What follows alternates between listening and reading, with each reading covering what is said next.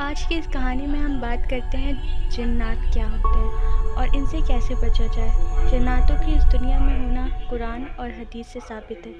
اللہ نے دنیا میں انسانوں کے ساتھ ساتھ جناتوں کو بھی اپنی عبادت کے لیے پیدا کیا ہے، انسان کو مٹی سے اور جنات کو آگ سے۔ انسان اور جنات میں فرق اتنا ہے کہ جنات جو چاہے روپ بدل سکتے ہیں اور انسان جنات کو نہیں دیکھ سکتے جب تک جنات خود کو دکھانا نہ چاہیں۔ جس طرح انسانوں میں اچھے برے ہر قسم کے انسان ہوتے ہیں، ویسے ہی جناتوں میں اچھے اور برے سب طرح کے جنات ہوتے ہیں۔ آج کی یہ سچی کہانی ہم عالیہ کے نظریے سے سنیں گے۔ میرا نام عالیہ حیدری ہے اور میں الہ آباد میں رہتی ہوں۔ میرا نکاح رفیق حیدری سے قریب 5 سال پہلے ہوا تھا۔ اللہ کے کرم سے میرے 2 بچے بھی تھے۔ بڑے بیٹے کا نام عامر اور چھوٹا بیٹا سلیم تھا۔ میرے شوہر سبزی منڈی میں سبزی بیچتے ہیں۔ ہماری لو میرج تھی۔ میں نے پریوار کے سچے سکھ چین کو چھوڑ کے جن سے دولت پانا چاہا اور اپنی اسی غلطی کی وجہ سے خون کے آنسو رو رہی ہوں۔ میں اتنا ڈری رہتی ہوں کہ بار بار مرنے کا خیال آتا ہے، پر اپنے شوہر اور بچوں کے لیے جیتی رہتی ہوں۔ میری امی ابو شادی کے خلاف تھے کیونکہ رفیق کی کمائی کافی کم تھی، پر پھر بھی میں نے اپنے دل کو منا کے نکاح کر لیا۔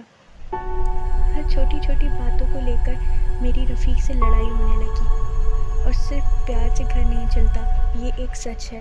اور پھر میری زیادہ دولت پانے کی بھوک کا فائدہ ایک جنات نے اٹھایا۔ شبنم منزل کے پاس ہمارا ایک چھوٹا سا مکان ہے، وہیں سے میری بربادی کا شروعات ہوئی۔ رات کے سناٹے میں روز مجھے بزرگ پہاڑی انسان کی آواز سنائی دیتی تھی۔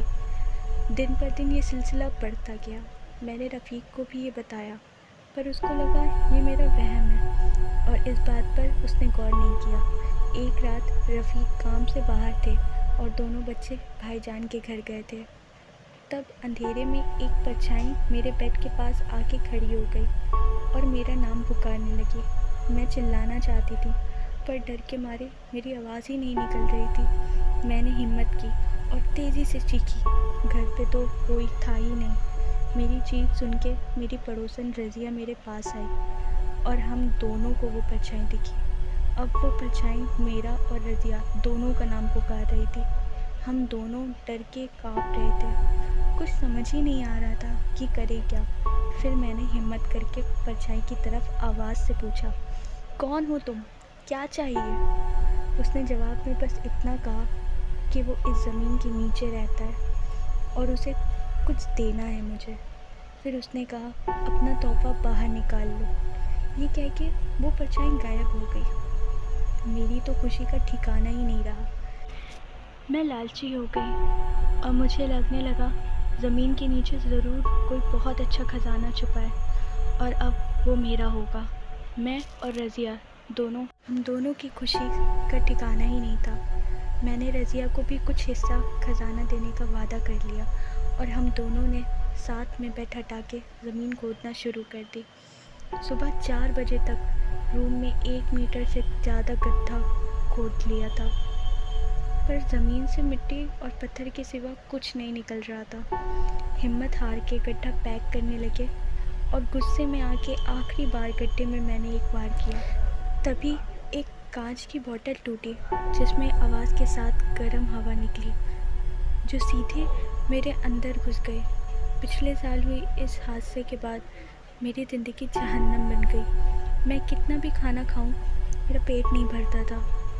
بار بار مجھے نشہ کرنے کا دل کرتا ہے۔ خون کی گندھ مجھے بہت اچھی لگنے لگی ہے۔ لوگوں سے ملنا جلنا میں نے چھوڑ دیا ہے۔ بار بار خود کو مار دینے کا دل کرتا ہے۔ میری پڑوسن رضیہ بھی اچانک شہر چھوڑ کے چلی گئی اور میری اس تکلیف کے علاج کے لیے میری امی نے درگاہ کا دھاگا میرے ہاتھ میں باندھا ہے۔ رفیق بھی دن میں 3 بار میری خیریت جاننے کے لیے منڈی سے فون کرتے ہیں۔ درگاہ کا دھاگا بندھنے کے بعد وہ پرچھائی مجھ سے دور کھڑی رہتی ہے اور ہاتھ میں بندھی دھاگا نکالنے کو کہتی ہے۔ میں اپنی سچی کہانی اس لیے بتا رہی ہوں تاکہ کوئی بے قصور انسان میری طرح مصیبت میں نہ پھنسے اور مجھے بھی اس سخت تکلیف سے چھٹکارا مل سکے۔ آپ سب میرے لیے دعا کیجیے گا۔